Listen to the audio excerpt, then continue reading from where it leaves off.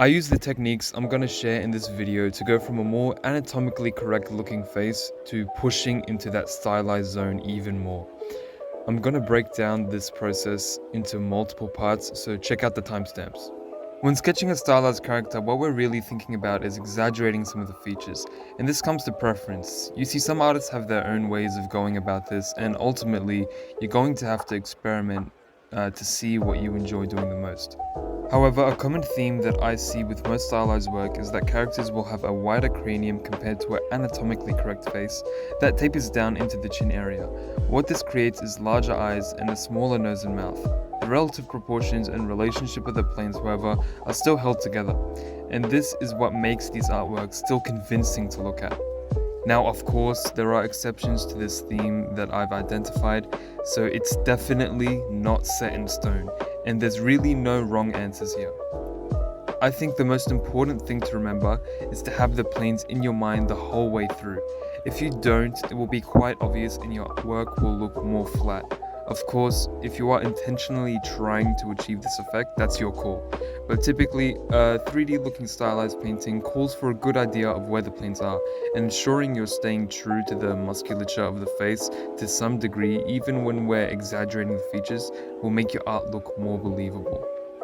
I've actually got a video that goes into detail about the planes if that's something of interest as well.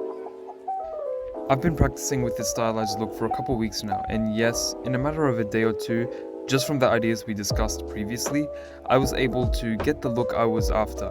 But there was a little problem. I was spending a horrifyingly long time doing my sketch, which at least for my art style is definitely not efficient, given that my painting is going to show through instead of my sketch. So learning how to get the idea across quicker was important, and this is what I did. Alrighty, so with this sketch, I'm just really thinking about getting the silhouette down and just not caring about how the shapes that I'm representing look and not caring too much about the style and, just trying to communicate what needs to be communicated, like quick hexagon, whatever that shape is for the eyes, quick representation for the nose, and I'm just like quickly putting the details down for the nose like that. Now I'm just working on the mouth, and this is a stark contrast to what I used to do, which was I'd use the Loomis method and I just over obsess about each feature and try and really nail it down. But the thing is, in the painting process, we're going to change our mind about certain things of our sketch, so all you need to do is really simply represent everything. Don't care too much about how it looks, and you can edit everything later on. So that's exactly what my mindset is here, and you can see me finishing up the sketch right now. This one only took me 20 minutes, which is, a huge improvement from my previous sketching method. So here I've got my two sketches, and I'm going to go through the painting process for both of them here. So the start of the painting is where I'm saving most of the time. Here I'm just creating a selection with the lasso tool, locking the layer, and with the same layer or maybe a second one, I'm roughly putting in the basic shadow and light, and from there adding a little reflected light and redefining the core shadow, adding in occlusions and creating more dynamic lighting with a color dodge layer if necessary. That's a quick summary of my process, and after that the special effects help to make it look more complete.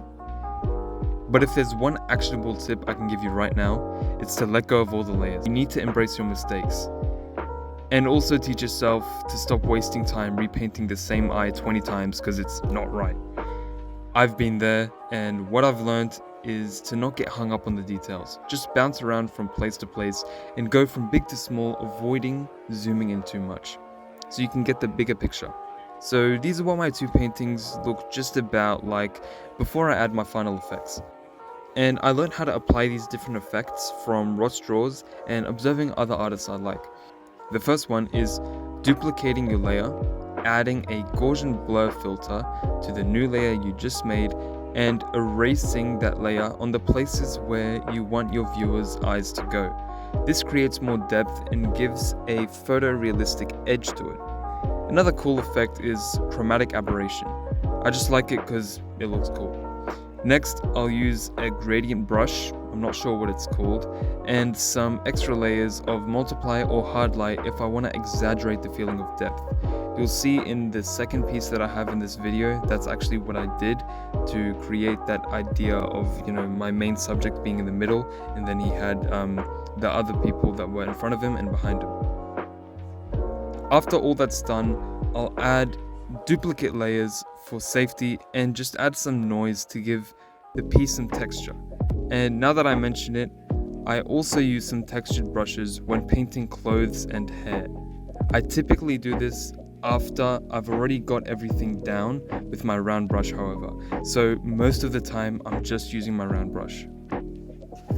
That's all the tips I've got for this video, so hope you got some value from this, and like and subscribe and all that stuff.